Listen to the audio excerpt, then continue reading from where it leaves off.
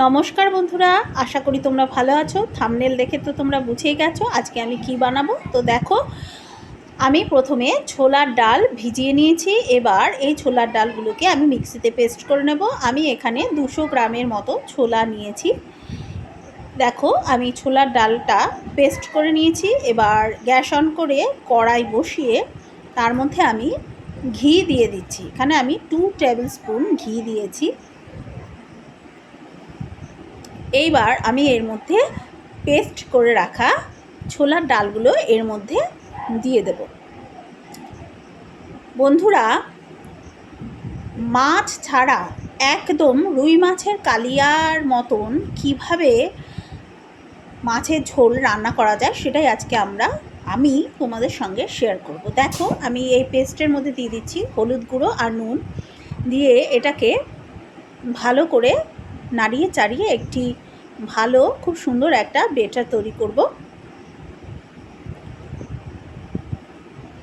এই রেসিপিটা একটি অসাধারণ নিরামিষ রেসিপি, একদম সম্পূর্ণ নিরামিষ রেসিপি। এবার এর মধ্যে আমি দিয়ে দেব ধনে, জিরে আর লাল লঙ্কার গুঁড়ো আর একটু চিনি দিয়ে দিয়েছি। দিয়ে এটাকে ভালো করে নাড়িয়ে চাড়িয়ে আমি বেটারটা রেডি করে নিয়েছি। এবার একটি স্টিলের থালার মধ্যে এটা নামিয়ে নিচ্ছি। এটা একটু ঠান্ডা করে নিয়ে এবার এটাকে আমি ভালো করে মেখে নেব। খুব ঠান্ডা করলে আবার হবে না। এবার এটাকে মেখে নিয়েছি। আরেকটি পাশে স্টিলের থালা নিয়ে নিয়েছি, তার মধ্যে একটুখানি সাদা তেল দিয়ে তেলটাকে ভালো করে থালার মধ্যে স্প্রেড করে নিচ্ছি। এবার আমি মাছের শেপগুলো বানাবো। দেখো, খুব সহজেই মাছের শেপ বানানো যায়। এইভাবে মুঠো করে ডালটাকে নিয়ে ঠিক এইভাবেই বানাতে হবে। আমি তোমাদের শেপ বানিয়ে দেখিয়ে দিচ্ছি, তোমরা এইভাবে বানিয়ে নিও।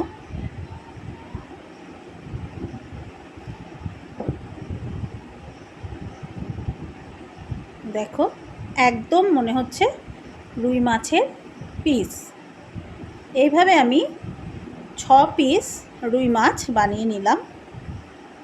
আরেকটি বাটিতে আমি বেসন আর নুন আর জল দিয়ে এই রকম ঘন একটি পেস্ট বানিয়ে নিয়েছি। এবার গ্যাস অন করে কড়াই বসিয়ে তার মধ্যে সর্ষের তেল দিয়ে মাছের পিসগুলো এই বেসনের মধ্যে ডুবিয়ে আমি এটাকে ভেজে নিচ্ছি। দেখো কত সুন্দর! এটা খেতে বন্ধুরা অসাধারণ লাগে। যারা নিরামিষ খান, যারা মাছ, মাংস, ডিম একদমই খান না, তাদের জন্য এই রেসিপিটা অসাধারণ।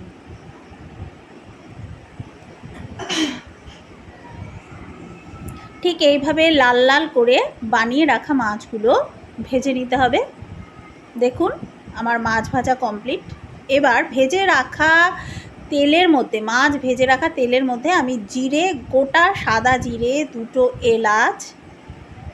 4টে এলাচ আর 2টো লবঙ্গ, দারুচিনি, একটি শুকনো লঙ্কা আর একটি তেজপাতা ফোড়নে দিয়ে দিয়েছি। এগুলো দেওয়াতে খুব সুন্দর একটা স্মেল বেরোবে।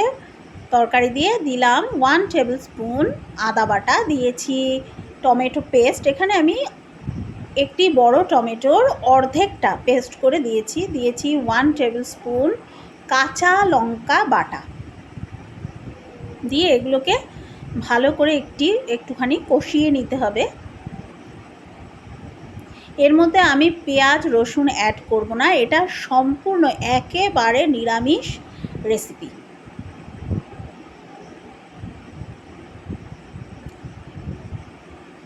এবার দিয়ে দিচ্ছি হলুদ গুঁড়ো,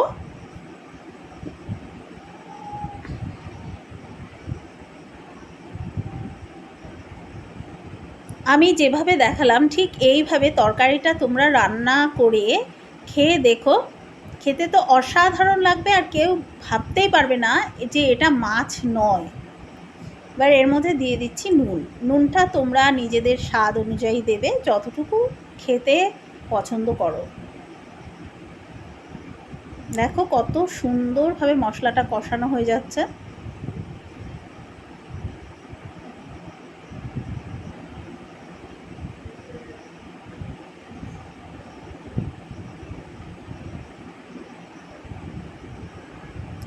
এবার এর মধ্যে দেব চিনি, একদম অল্প পরিমাণে হাফ টিস্পুন চিনি দেব।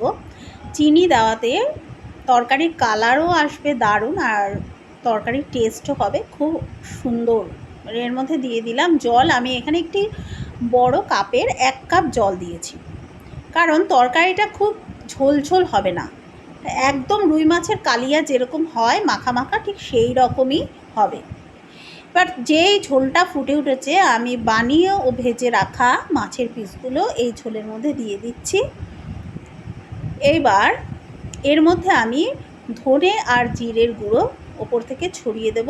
এই ধনে জিরের গুঁড়োটা আমি বাড়িতে নিজেই বানিয়ে নিয়েছি। প্রথমে আমি শুকনো খোলায় ধনে আর জিরেগুলো ভেজে তারপর মিক্সিতে পেস্ট করে এই ধনে জিরের গুঁড়োটা বানিয়েছি। দেখো বন্ধুরা, তোমরাও এইভাবে ধনে জিরের গুঁড়ো বানিয়ে নেবে, এতে দারুণ স্মেল হয়, তরকারির স্বাদও হয় অসাধারণ। আমি এই ধনে জিরের গুঁড়োটা দিয়ে দিচ্ছি। এবার তরকারির ঝোলটা একদম জাল হয়ে গেলে আমি সব শেষে গুঁড়ো গরম মশলা ছড়িয়ে তরকারিটা নামিয়ে নেব। দেখো, ভিডিওটা যদি তোমাদের ভালো লাগে তাহলে অবশ্যই তোমরা একটি লাইক দিও, আমার চ্যানেলটিকে সাবস্ক্রাইব করে নিও আর বেল আইকন প্রেস করে নিও। ধন্যবাদ বন্ধুরা ভিডিওটি দেখার জন্য।